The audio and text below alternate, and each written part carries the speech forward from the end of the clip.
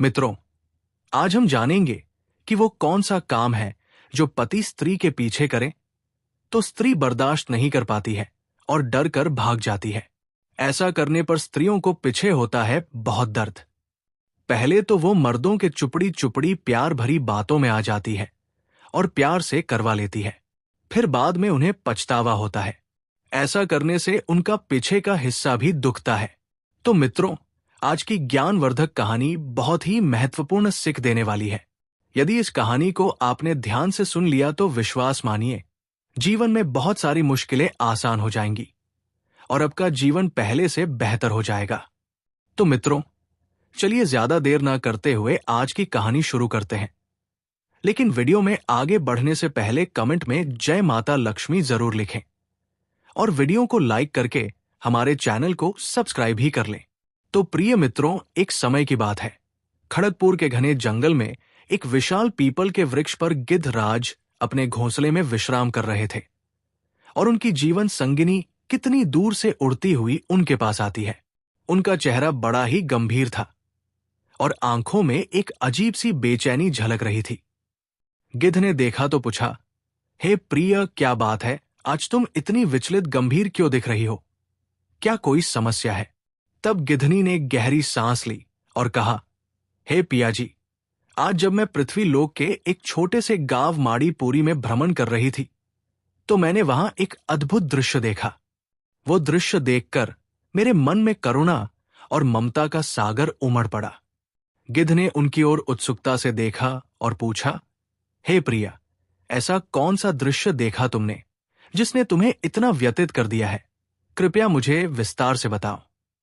तब गिद्धनी कहती है, स्वामी, मुझे आप एक बात बताओ कि वो कौन सा काम है जिसे पति अगर अपने पत्नी के पीछे करे तो उसे बर्दाश्त नहीं होता है, उसे बहुत दर्द होता है। और मेरा दूसरा प्रश्न है कि वो कौन सा फूल सूंघने से पुत्र पैदा होता है? आगे गिद्ध की पत्नी कहती है, हे स्वामी, मैंने जो जो घटनाएं देखी है वो आज मैं आपको अपनी आंखों से सुनाती हूं। जब मैं गावो माणिपुर के एक भव्य मंदिर के पास गई, वहां मैंने देखा कि कितने ही श्रद्धालु पूजा करने के लिए आते जाते हैं। मैंने ये भी देखा कि कुछ माता पिता के पास 4-4 पुत्रियां हैं और कुछ के पास 4-4 पुत्र हैं। लेकिन जो माता पिता केवल पुत्रियों के ही माता पिता हैं, उनके चेहरे पर अधूरेपन का गहरा दुख झलक रहा था। उन्होंने थोड़ा रुक कर कहा कि माता पिता जिनके पास केवल पुत्रियां हैं अपनी संतान संपदा को अधूरा मानते हैं और एक पुत्र की प्राप्ति के लिए न जाने कितने प्रयास कर रहे हैं। पूजा पाठ व्रत उपवास सब कर रहे हैं, फिर भी उनकी सूनी गोद नहीं भर पा रही है। मित्रों, ये सुनाते सुनाते गिद्धनी की आंखें भर आई। फिर उसने आगे कहा, हे स्वामी, क्या ऐसा कोई उपाय है जिससे माता पिता की सूनी गोद भर सके? क्या ऐसा कोई माध्यम है जिससे उन्हें पुत्र प्राप्ति का सुख मिल सके? तब गिद्ध ने गहरी मुस्कान के साथ कहा, हे प्रिया, तुमने जो प्रश्न किया है वो न केवल उस गांव का है बल्कि अन्य स्थानों के माता पिताओं के जीवन में दुख का एक बड़ा कारण है। आज मैं तुम्हें एक ऐसा अद्भुत रहस्य बताऊंगा जिसे जानने और अपनाने मात्र से ही ये समस्या समाप्त हो जाएगी। तब गिद्धनी ने पूछा, हे स्वामी, कृपया मुझे उपाय बताइए, वो कौन सा माध्यम है जिससे ये संभव हो सकता है? तब गिद्ध कहता है, मैं तुम्हें एक ऐसे दिव्य फूल की कथा सुनाने जा रहा हूं जिसकी महिमा अद्भुत और रहस्यमयी है। इस फूल को केवल सूंघने भर से माता पिता की सूनी गोद भर जाती है। गिद्धनी ने आश्चर्य से पूछा, हे स्वामी, वो कौन सा फूल है और उसे कैसे प्राप्त किया जा सकता है? कृपया मुझे विस्तार से बताइए ताकि मैं दुखी माता पिताओं की सहायता कर सकूं। गिद्ध ने उत्तर दिया, हे प्रिया, वो फूल अत्यंत दुर्लभ और दिव्य है। इसकी कथा सुनने मात्र से ही इस फूल की महिमा का ज्ञान हो जाता है। जो भी इस कथा को श्रद्धा भाव से सुनता है उसके सभी कष्ट समाप्त हो जाते हैं। तब गिद्धनी ने आग्रह करते हुए कहा, हे स्वामी, कृपया मुझे उस फूल की कथा सुनाइए, मैं उसे जानने के लिए उत्सुक हूं। इससे मुझे न केवल संतोष मिलेगा बल्कि मैं ये ज्ञान उन माता पिताओं तक पहुंचा सकूंगी जो पुत्र प्राप्ति के लिए बेचैन हैं। तब गिद्ध ने कहा, हे प्रिय, इस कथा को ध्यानपूर्वक सुनना। क्योंकि इसमें कई रहस्यमय छुपी है। अब मैं ये कथा आरंभ करता हूं। मित्रों, गिद्ध कहानी सुनाता है और कहता है, हे प्रिय, हसपुर नामक गांव में एक साधारण किसान गोपाल अपनी 6 बेटियों के साथ रहता था। गोपाल की 5 बेटियों का विवाह हो चुका था, लेकिन उसकी छोटी बेटी सुमन अभी तक अविवाहित थी। गोपाल का जीवन चिंता से भरा हुआ था। उसकी 5 बेटियों के यहां केवल कन्याओं का जन्म हुआ था। किसी को भी पुत्र की प्राप्ति नहीं हुई। सोचता था, मुझे स्वयं भी पुत्र नहीं मिला और मेरी बेटियों को भी नहीं मिला। यदि मेरी छोटी बेटी सुमन के यहां भी पुत्र नहीं हुआ तो लोग क्या कहेंगे? समाज में मेरे परिवार को अपमान सहना पड़ेगा। इन्हीं चिताओं में घिरे गोपाल दिन रात दुखी रहता था और उसकी छोटी बेटी सुमन को अपने पिता की पीड़ा का एहसास था। वो अक्सर अपने पिता के साथ जंगल में जाया करती थी ताकि उनकी मदद कर सके। मित्रों, एक दिन की बात है। गोपाल जंगल में लकड़ियां काटने और खेती का काम करने गया। दोपहर होते होते सूरज की गर्मी तेज हो गई। इस कारण गोपाल ने अपने कपड़े उतारकर घास पर रख दिए थे। फिर गोपाल ने अपनी बेटी सुमन से कहा, बेटी जाकर मेरे कपड़े उठा लाओ। जब सुमन कपड़ों के पास गई तो उसने देखा कि वहां एक बड़ा सा नाग फन मारे बैठा था। घबराकर वो दौड़ती हुई अपने पिता के पास लौट आई और कहा, पिताजी, आपके कपड़ों के पास एक नाग लेटा हुआ है। मैं आपके कपड़े कैसे लाऊं? तब गोपाल किसान ने मुस्कुराते हुए कहा, डरने की कोई बात नहीं है बेटी, उस नाग को दूर हटा दो और कपड़े ले आओ। वो नाग कोई हानि नहीं करेगा। सुमन ने हिम्मत जुटाने की कोशिश की, लेकिन वो डर के कारण कपड़े नहीं ला सकी। गोपाल कपड़े वहीं छोड़कर काम खत्म करने के बाद घर लौट आया। अगले दिन गोपाल फिर जंगल में गया और उसकी बेटी सुमन भी उसके साथ गई। इस बार सुमन ने नाग को देखकर डरने के बजाय साहस से काम लिया और उसने नाग से कहा, हे नाग, तुम यहां क्यों लेटे हो? क्या मैं तुम्हारी कोई मदद कर सकती हूं? नाग ने उसकी बात सुनकर उत्तर दिया, कन्या, तुम बहुत दयालु हो। मैं साधारण नाग नहीं हूं। मैं एक शापित राजकुमार हूं। यदि तुम मेरी सेवा करोगी और हर दिन थोड़ा समय मेरे साथ बिताओगी तो मैं तुम्हें हर दिन धन और भोजन दूंगा। 3 वर्षों तक मेरी सेवा करने के बाद मेरा श्राप समाप्त हो जाएगा और मैं अपने असली रूप में लौट आऊंगा। तब मैं तुमसे विवाह करूंगा। सुमन ने कुछ क्षण सोचकर कहा, ठीक है, मैं तुम्हारी सेवा करने के लिए तैयार हूं, लेकिन तुम्हें वचन देना होगा कि तुम मेरे परिवार के किसी सदस्य को कोई हानि नहीं पहुंचाओगे। तब नाग ने सहमति में उत्तर दिया, ठीक है, तुम कल इसी समय पर यहां आ जाना। मैं सफर शुरू करने के लिए तैयार हो जाऊंगा। दोस्तों, सुमन घर लौटी और अपने पिता से कहा, पिताजी, मैं आपके गरीबी को और अपने बेबसी बहुत देख ली।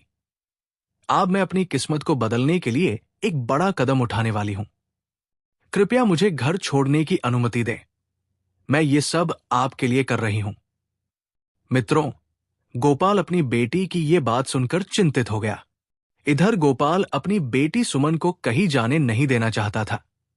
उसे डर था कि जंगल में उसके साथ कुछ अनहोनी न हो जाए, लेकिन सुमन ने तो जिद पकड़ ली थी। पिताजी, मैं आपकी गरीबी और आपकी चिंताओं से तंग आ चुकी हूं। अब मैं अपना भाग्य आजमाना चाहती हूं। कृपया मुझे इस काम के लिए रोके नहीं। फिर गोपाल ने भारी मन से अपनी बेटी को अनुमति दी।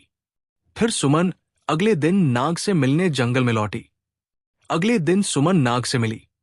नाग उसे देखकर बहुत खुश हुआ और बोला, अब जब तुम यहां आ ही गई हो तो मुझे थोड़ी देर के लिए जंगल में घुमाने ले चलो। सुमन ने साहस दिखाते हुए कहा, ठीक है, मेरे पीछे पीछे चलो, हम जंगल में घूमने चलते हैं। मित्रों, दोनों जंगल में घूमने लगे। नाग सुमन के साथ समय बिताकर बहुत खुश हुआ। दिन भर जंगल में घूमते हुए शाम हो गई। तभी अचानक जंगल के एक हिस्से में एक शानदार महल प्रकट हुआ। वो महल ऐसा था जैसा सुमन ने अपने जीवन में कभी नहीं देखा था। महल के अंदर एक बड़ा सा कमरा था। उस कमरे में एक बड़ी सी मेज सजी हुई थी। मेज पर तरह तरह के स्वादिष्ट भोजन और मिठाइयां रखी हुई थी। सुमित्रा ने पहले कभी ऐसा भोजन नहीं देखा था। नाग ने कहा, ये महल और इसमें रखी सभी चीजें तुम्हारे लिए है। आज से जब भी तुम मुझे जंगल में घुमाने लाओगी, तुम्हारे लिए यहां ऐसी ही व्यवस्था की जाएगी। मित्रों, सुमन ने भरपेट खाना खाया और महल के एक आरामदायक बिस्तर पर सोने चली गई। हर दिन सुमन नाग को 1-2 घंटे के लिए जंगल में घुमाने ले जाती थी और फिर उस महल में लौट आती थी। वहां उसके लिए शानदार व्यवस्था की जाती थी। इस प्रकार धीरे धीरे 1 वर्ष बीत गया। नाग और सुमन के बीच एक अनोखा रिश्ता बन चुका था। नाग ने हमेशा सुमन की हर जरूरत पूरी की और उसकी देखभाल की। एक दिन सुमन ने नाग से कहा, हे नाग, मुझे अपने पिता और बहनों से मिलने की अनुमति चाहिए। वे मेरी चिंता करते होंगे। मुझे घर से आए बहुत समय बीत गया है। तब नाग ने मुस्कुराकर कहा, तुम्हारा ये अनुरोध मैं स्वीकार करता हूं, लेकिन ध्यान रखना, तुम कल वापस लौट आना। फिर सुमन ने सहमति जताई। नाग ने उसे ढेर सारा सोना और कीमती आभूषण दिए ताकि वो उन्हें अपने परिवार को दे सके। जब सुमन खजाने के साथ अपने पिता गोपाल और अपनी बहनों के पास पहुंची तो देखकर सभी चकित रह गए। गोपाल और उसकी 5 बेटियों ने पूछा, बेटी, ये सारा सोना और आभूषण तुम कहां से लाई हो? इसका असली मालिक कौन है? तब सुमित्रा ने नाग से किए वादे के कारण कुछ भी नहीं बताया। उसने केवल इतना कहा, मुझे इसके बारे में कुछ भी बताने की अनुमति नहीं है। लेकिन उसके पिता और बहनों को उसकी ये बात बिल्कुल पसंद नहीं आई। उन्होंने सुमन को समझाने और सच्चाई बताने के लिए दबाव बनाया। जब उसने कुछ नहीं बताया तो उन्होंने उसे मारने पीटने तक की कोशिश की। मित्रों, दुखी होकर सुमन अगले दिन जंगल में लौट गई। वहां नाग उसका इंतजार कर रहा था। उसने सुमन से कहा, तुमने मेरे आदेश का पालन किया और कुछ नहीं बताया। ये तुम्हारी ईमानदारी को दिखाता है। चलो, अब मुझे घुमाने ले चलो। सुमन ने हमेशा की तरह नाग को जंगल में घुमाया। हर दिन की तरह दोनों ने समय बिताया और फिर महल में लौट आए। इस प्रकार से 1 साल बीत गया। दूसरा साल भी समाप्त हो गया। धीरे धीरे समय बीतता गया। दूसरे वर्ष के अंत में सुमन ने एक बार फिर नाग से अपने पिता और बहनों से मिलने की अनुमति मांगी। नाग ने कहा, यदि तुम्हें अपने पिता और बहनों से मिलने की इच्छा है तो जाओ, लेकिन ध्यान रखना, मेरे बारे में तुम किसी से कोई चर्चा मत करना और कल समय पर लौट आना। फिर सुमन ने वादा किया और अपने पिता और बहनों के लिए आभूषण, सोना और उपहार लेकर गांव लौट गई। तीसरे वर्ष के अंत में सुमन ने फिर से अपने परिवार से मिलने की इच्छा व्यक्त की। नाग ने उसे समझाते हुए कहा, सुमन, ये हमारी अंतिम विदाई भी हो सकती है। ध्यान रखना, तुम इस बार जल्दी लौट आना। कल तक मुझे इंतजार मत करवाना। पर गोपाल और उसकी बेटियां फिर से ये जानने के लिए बड़ी उत्सुक हुई कि सुमन को ये धन दौलत कहां से मिल रही है। गोपाल ने उससे पूछा, बेटी, ये सब सोना चांदी और कीमती वस्तुएं तुम कहां से लाती हो? इसका असली मालिक कौन है? कौन देता है तुम्हें? सुमन ने पहले की तरह कुछ भी बताने से इनकार कर दिया, क्योंकि उसने नाग से वादा किया था। लेकिन इस बार गोपाल और उसकी 5 बेटियां बहुत नाराज हो गई। उन्होंने सुमन को सच उगलवाने के लिए उसे घर से बाहर जाने से रोकने की कोशिश की। जब सुमन ने फिर भी कुछ नहीं बताया तो उन्होंने उसे बुरी तरह से रोका। सुमन ने किसी तरह खुद को उनसे छुड़ाया और जल्दी से जंगल की ओर भागी। वो सोच रही थी कि उसे नाग के पास शीघ्र लौट जाना चाहिए, लेकिन जब वो जंगल में पहुंची तो वहां कुछ भी नहीं मिला। महल गायब हो चुका था और नाग भी वहां नहीं था। सुमन ने चारों ओर देखा, लेकिन हर जगह सन्नाटा पसरा हुआ था। सुमन की आंखें भर आई। वो समझ गई कि 3 वर्ष पूरे हो चुके हैं और नाग का श्राप समाप्त हो चुका है। अब वो अपने असली रूप में लौटकर एक राजकुमार बन चुका होगा और अपने राज्य वापस चला गया होगा। सुमन बहुत परेशान हो गई। वो सोचने लगी, यदि मेरे पिता और बहनों ने मुझे रोकने की कोशिश न की होती तो शायद मैं समय पर लौट आती। मैंने नागराज को खो दिया है। अब मुझे उन्हें ढूंढना ही होगा। सुमन ने अपने जीवन में पहली बार इतना बड़ा संकल्प लिया। उसने निश्चय किया कि वो उस नाग को ढूंढेंगी, चाहे उसके लिए कितनी भी मुश्किलों का सामना क्यों न करना पड़े। खोजते खोजते वो एक घने जंगल में पहुंच गई। वहां उसे एक छोटी सी झोपड़ी दिखाई दी। उस झोपड़ी के अंदर एक बूढ़ी महिला रहती थी। सुमन ने झोपड़ी के अंदर जाकर उस महिला से कहा, मां, मैं बहुत थकी हुई हूं। क्या मैं रात भर आपके यहां ठहर सकती हूं? मैं आपको अपनी सारी कहानी बताना चाहती हूं। तब बूढ़ी महिला ने दया बस उसका स्वागत किया और कहा, बेटी, तुम यहां सुरक्षित हो। आप पहले आराम करो और फिर मुझे अपनी कहानी बताओ। सुमन ने उसे नाग और अपनी यात्रा की पूरी कहानी सुनाई। बूढ़ी महिला ने उसकी व्यथा को ध्यान से सुना और कहा, तुमने बहुत सहन किया है, मैं तुम्हारी मदद करूंगी। बेटी, ये लो, मैं तुम्हें ये 3 चीजें दे रही हूं। बूढ़ी महिला ने सुमन को 3 चीजें दी और समझाया। पहली चीज में एक सोने की तकली है, दूसरी चीज में सोने का एक सुंदर सूट है और तीसरी में एक सुनहरा चरखा है। इनका उपयोग समझदारी से करना। ये तीनों चीजें तुम्हें उस राजकुमार तक पहुंचने में मदद करेंगी जो तुम्हारा नागराज है। सुमित्रा ने उन तीनों चीजों को संभाल कर रख लिया और बूढ़ी महिला को धन्यवाद दिया। उसके बाद वो आगे बढ़ चली। कई दिनों तक जंगलों और पहाड़ियों में सफर करने के बाद सुमन एक विशाल कांच के पहाड़ तक पहुंची। वो समझ नहीं पा रही थी कि उस चिकने और फिसलन भरे पहाड़ को कैसे पार करे।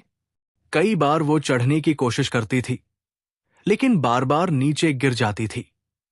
थकावट और निराशा उसके चेहरे पर साफ झलक रही थी। उसी समय उसे पास ही एक लोहार की दुकान दिखाई दी। उसने लोहार से मदद मांगी। लोहार ने कहा, यदि तुम चाहती हो कि तुम इस पहाड़ पर चढ़ सको, तो मैं तुम्हारे हाथों और घुटनों में घोड़ों की नाल लगा सकता हूं। सोच लो कि हाँ या नहीं। सुमन ने उसकी बात मान ली। लोहार ने उसके हाथों और घुटनों में नाल लगा दिया। उसके बाद उसने उस पहाड़ को पार कर दिया। फिर वो गीध अपनी गिधनी से कहता है, हे प्रिय, बड़े ध्यान से सुनना। कांच के पहाड़ को पार करने के बाद सुमन को एक विशाल नगर दिखाई दिया। ये वही नगर था जहां नागराज अब श्राप मुक्त होकर राजकुमार बनकर अपनी नई रानी के साथ जीवन यापन कर रहा था। राजा ने अपनी नई पत्नी के साथ सुखपूर्वक जीवन जीना शुरू कर दिया था। हालांकि राजा और उसकी रानी के पास कोई संतान नहीं थी। रानी चिंतित थी और अपनी संपत्ति अपने मायके वालों को देने की योजना बना रही थी। सुमन ने नगर में प्रवेश किया। उसने रानी से मिलने की योजना बनाई और एक दासी का भेष धारण किया। महल में पहुंचकर उसने रानी से कहा, मैं एक कुशल सूट काटने वाली हूं। क्या मुझे महल में काम मिल सकता है? रानी ने सोचा कि यह महिला उनके काम आ सकती है और उसे महल में काम करने की अनुमति दे दी। सुमन ने अपने पहले से सोने की तकली निकाली और काम शुरू कर दिया। जब रानी ने सोने की तकली देखी तो उसकी सुंदरता और मूल्य देखकर चकित रह गई। रानी ने कहा, यह तकली बहुत अनमोल है, क्या तुम इसे मुझे दोगी? तब सुमन ने शांतिपूर्वक उत्तर दिया, यह बिकाऊ नहीं है, लेकिन अगर आप मुझे एक रात के लिए राजा के साथ बिताने की अनुमति दे तो मैं ये तकली आपको दे दूंगी। रानी ने शर्त मान ली। उसने राजा को नींद की दवाई दी ताकि वो गहरी नींद में सो जाए और सुमन को राजा के शयन कक्ष में भेज दिया। सुमन राजा के पास बैठ गई और अपनी दुख भरी व्यथा सुनाने लगी। उसने कहा, मैं वही सुमन हूं जिसने 3 वर्षों तक नागराज के रूप में आपकी सेवा की थी। मैंने आपकी खातिर अपने परिवार और समाज की सभी कठिनाइयां झेली हैं, लेकिन अब आप मुझे भूलकर ये सुखपूर्वक जीवन जी रहे हैं। लेकिन राजा गहरी नींद में सोया था और उसे कुछ भी सुनाई नहीं दिया। सुमन पूरी रात अपनी पीड़ा सुनाती रही। सुबह होते ही रानी ने सुमन को शयन कक्ष से बाहर निकाल दिया। दुखी होकर सुमन ने अपना संदूक खोला और उसमें से सुनहरे धागे की एक सुंदर रील निकाली। जब रानी ने उस धागे को दे दिया, यदि आप मुझे राजा के साथ एक रात बिताने दोगी तो ये रील मैं आपको दे दूंगी। रानी ने फिर वही योजना बनाई। उसने राजा को नींद की दवाई दी और सुमन को राजा के शयन कक्ष में भेज दिया। इस बार भी सुमन राजा के पास बैठ गई।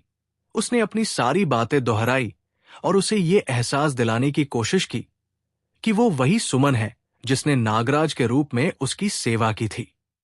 लेकिन राजा फिर भी गहरी नींद में सोया हुआ था। उसकी आंखें तक नहीं खुली। हालांकि इस बार महल के बाहर एक सेवक ने सब कुछ देख लिया और सुन लिया। उसने देखा कि रानी ने सुमन को राजा के शयन कक्ष में ले जाने की अनुमति दी है। सेवक ने पूरी रात राजा के शयन कक्ष के बाहर खड़े होकर सुमन की बातें सुनी। अगले दिन उसने राजा को ये सारी सच्चाई बता दी। जब राजा को सेवक से ये बात पता चली तो उसने सुमन से मिलने का निश्चय किया।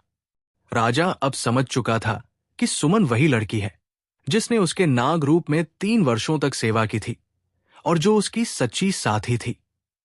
लेकिन रानी हर बार सुमन को सुबह होते ही शयन कक्ष से बाहर कर देती थी। राजा को यह भी समझना था कि वो अपनी रानी की योजनाओं से कैसे निपटे। फिर सुमन ने कई असफल प्रयासों के बाद अपना तीसरा और अंतिम संदूक खोला। इस बार उसमें से एक अद्भुत सुनहरा चरखा निकला। जब रानी ने उस चरखे को देखा तो उसकी सुंदरता और बारीकी से बनी कारीगरी से वो मोहित हो गई। वो तुरंत उस चरखे को पाने की इच्छा जताने लगी और कहने लगी, ये चरखा तो अत्यंत अनमोल है, क्या तुम इसे मुझे दोगी? सुमन ने शांतिपूर्वक जवाब दिया, ये चरखा बिकाऊ नहीं है, लेकिन यदि आप मुझे राजा से एक रात मिलने देंगी तो मैं ये चरखा आपको दे दूंगी।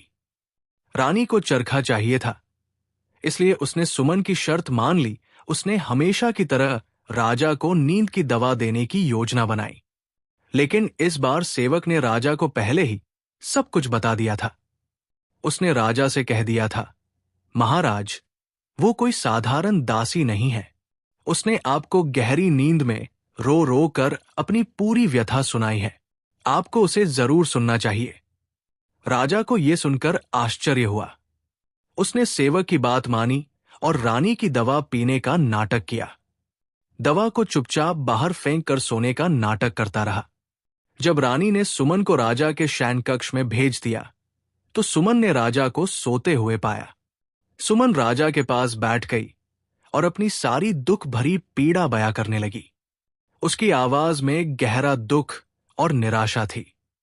वो फूट फूट कर रोने लगी और बोली, अब मुझे समझ आया कि इस दुनिया में कृतज्ञता नाम की कोई चीज नहीं है। 3 वर्षों तक मैंने आपकी नागरूप में सेवा की। आपके लिए मैंने अपने पिता और बहनों की डांट सही। कांच के पहाड़ पर चढ़ने के लिए मैंने अपने हाथों और घुटनों में लोहे के नाल बनवाए। लेकिन आपने ये सब भूलकर यहां रानी के साथ सुखी पूर्वक जीवन बिताना शुरू कर दिया। अब मेरा क्या होगा? राजा, जो अब तक सोने का नाटक कर रहा था, उसकी हर बात ध्यान से सुन रहा था। राजा ने मन ही मन सोचा, एक तरफ मेरी रानी है जो मेरी संपत्ति को अपने मायके वालों को देना चाहती है और मुझे सम्मान नहीं देती है। दूसरी तरफ ये गरीब किसान की बेटी है जिसने मेरी इतनी सेवा की है और मेरे पास पहुंचने के लिए असंख्य कठिनाइयों का सामना किया है। मुझे इसके साथ न्याय करना चाहिए।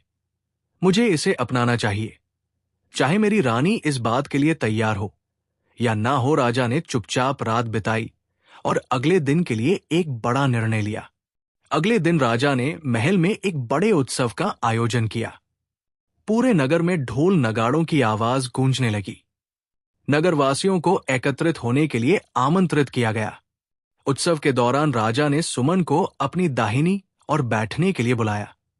सभी दरबारियों और नगरवासियों की उपस्थिति में राजा ने घोषणा की, ये युवती जिसने कठिन परिस्थितियों में मेरी सेवा की है और मेरे पास तक पहुंचने के लिए असंभव को भी संभव बनाया, ये मेरी सच्ची साथी है। मैं इससे विवाह करूंगा। महल में राजा और सुमन का विवाह बड़े धूमधाम से संपन्न हुआ। पूरे नगर में उत्सव का माहौल था। सभी ने इस नई रानी का स्वागत किया। सुमन के लिए यह दिन उसकी तपस्या और धैर्य का फल था। राजा ने सुमन से कहा, तुमने जो त्याग और समर्पण दिखाया है वो अनमोल है। अब से तुम मेरी रानी हो और इस महल की असली अधिकारी हो। इस प्रकार सुमन रानी बनकर राजा के पास रहने लगी। लेकिन पुरानी रानी राजा की दूसरी शादी बर्दाश्त नहीं कर पाई, तो वह राजा और राजमहल को छोड़कर अपने मायके चली गई। राजा रानी सुमन के साथ, जो एक किसान की बेटी थी, बड़े आनंद से रहने लगे। विवाह के बाद पहली रात सुमन अपने कक्ष में सो रही थी। अपने कठिन सफर और संघर्षों के अंत के बाद भी उसके मन में एक चिंता थी। वो लक्ष्मी जी की उपासना करते हुए अपनी गोद भरने और पुत्र प्राप्ति की कामना कर रही थी। उस रात सुमन के सपने में माता लक्ष्मी प्रकट हुई। उनका रूप अद्भुत था। वे मुस्कुराते हुए बोली, हे पुत्री सुमन, तुम चिंता मत करो, तुम्हारी कामना अवश्य पूरी होगी। मैं तुम्हें एक ऐसा उपाय बताती हूं जिससे तुम्हें मनचाहा संतान सुख प्राप्त होगा। माता लक्ष्मी ने कहा, पुत्री मासिक धर्म समाप्त होने के बाद बगीचे के उत्तर पश्चिम कोने में पूर्णिमा की रात लाल और सफेद गुलाब की टहनियों को ढक देना। अगली सुबह सूर्योदय के समय उन्हें खोल देना। यदि तुम्हें पुत्र की कामना है तो लाल गुलाब को सूंघकर अपने पति के साथ संबंध बनाना। यदि पुत्री चाहिए तो सफेद गुलाब को सूंघकर संबंध बनाना। तुम्हारी मनोकामना अवश्य पूरी होगी। लक्ष्मी जी ने एक चेतावनी भी दी, लेकिन पुत्री ध्यान रखना, गलती से दोनों फूलों को एक साथ मत सूंघना। ऐसा करने से अनचाहा परिणाम प्राप्त हो सकता है। ये कहकर लक्ष्मी जी अदृश्य हो गई। सुमन जाग गई और उनके वचनों को ध्यानपूर्वक याद कर लिया। मित्रों, सुबह होते ही सुमन ने अपने सपने में माता लक्ष्मी से मिली इस दिव्य उपाय के बारे में राजा को बताया। राजा ने उसकी बात को गंभीरता से लिया और तुरंत महल के बगीचे में उत्तर पश्चिम कोने पर लाल और सफेद गुलाब के पौधे लगवाने का आदेश दिया। कुछ ही महीनों बाद गुलाब के पौधे पूर्ण रूप से विकसित हो गए और उन पर सुंदर सुंदर फूल खिलने लगे। राजा ने गुलाब की टहनियों को रात में ढकने का प्रबंध किया, तो सुमन ने मासिक धर्म के बाद शुद्ध होकर माता लक्ष्मी के निर्देश अनुसार बगीचे में जाकर लाल गुलाब को सूंघा और अपने पति राजा के साथ संबंध बनाए। कुछ समय बाद उसने गर्भ धारण किया। समय पूरा होने पर सुमन ने एक सुंदर पुत्र को जन्म दिया। पूरे महल और राज्य में उत्सव का माहौल था। राजा ने पुत्र प्राप्ति की खुशी में पूरे राज्य में नगाड़े बजवाए, मिठाइयां बांटी गई और जरूरतमंदों को दान दिया गया। प्रजा को राजा और रानी के पुत्र के जन्म की सूचना दी गई और लोग राजा के न्यायपूर्ण शासन और सुमन के धैर्य की प्रशंसा करने लगे। दोस्तों, सुमन ने माता लक्ष्मी द्वारा बताए गए इस उपाय को अपने पिता गोपाल और बहनों के साथ साझा किया। उन्हें भी इस उपाय का पालन करवाया और उनकी इच्छाएं भी पूरी हो गई।